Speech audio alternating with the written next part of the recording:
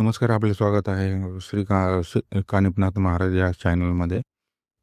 1 April 2026 साली रितेश देशमुख यांचा राजा शिवाजी हा चित्रपटाचा टीजर प्रसिद्ध झाला. जिओ स्टुडिओ तर्फे पहिलाही छावा चित्रपट आला होता.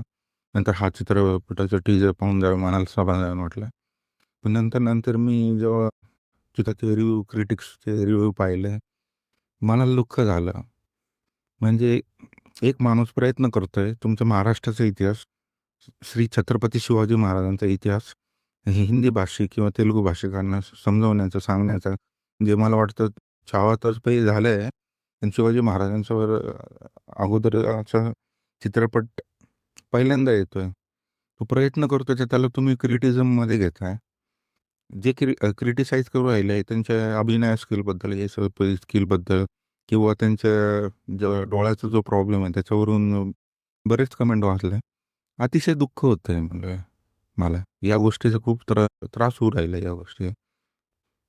हे या गोष्टी नाही करायला पाहिजे. आणि याच्यात तर जास्त करून मराठी क्रिटिक्स की तुम्ही मराठी क्रिटिक्स असं बोलतात की हा रोल झेपणार नाही, हे झेपणार नाही. तर त्या माणसाची मेहनत बघा, त्या माणसाचं कार्य बघा. म्हणजे तो मेहनत घेऊ राहिला, तो हिंदी भाषिकांना आपलं इतिहास समजून सांगू राहिला, हे महत्त्वाचं आहे ना. बाकी 1 मेला तो चित्रपट प्रसिद्ध होईल, त्यावेळेस पाहता येईल की नाही का कशा पद्धतीने तो चित्रपट मांडला. सिनेमॅटोग्राफी चांगली आहे, ॲक्शन चांगलं आहे, स्टार कास्ट पण चांगले, मराठी कलाकार पण येतात. हे असं असं नाही की सर्व हिंदी भाषिक कलाकार आहे. हिंदी भाषिक पण चांगले दिग्गज कलाकार आहे. एवढं सगळ्यांनी एकत्र आणणं, मॅनेज करणं सोपी गोष्ट नाही. तर यावर नक्की विचार केला पाहिजे क्रिटिक्स लोकांनी, की कमीत कमी जो माणूस प्रयत्न करतोय ना, त्याला समर्थन करायला पाहिजे. आपण महाराष्ट्रात राहून जर सपोर्ट करू शकत नसाल, तर बाकीचे लोक त्या विषयाला, त्या चित्रपटाला सिरियसली का घेतील? हा मोठा प्रश्न आहे ना. तर माझी सर्वांना हात जोडून हीच विनंती आहे, की तुम्ही कमीत कमी निगेटिव्ह क्रिटिझम करू नका. सपोर्ट करा. आणि स कमीत कमी सपोर्ट करू शकत नसाल, पॉझिटिव्ह सकारात्मक बोलू शकत नसाल, तर कमीत कमी निगेटिव्ह बोलू नका.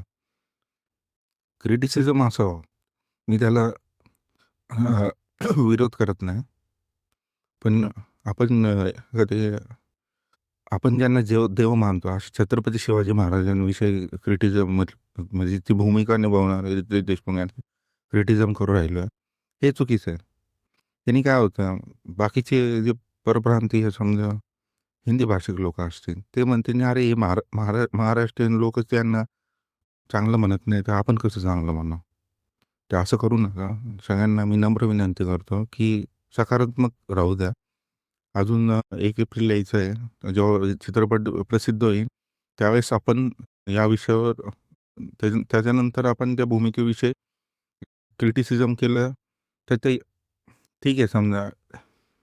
पण त्या अगोदर कृपा करून निगेटिव्ह, नकारात्मक नकारात्मक प्रसिद्धी करू नका. सपोर्ट करा. सकारात्मक सकारात्मक रिस्पॉन्स द्या. हीच माझी सर्वांना नम्र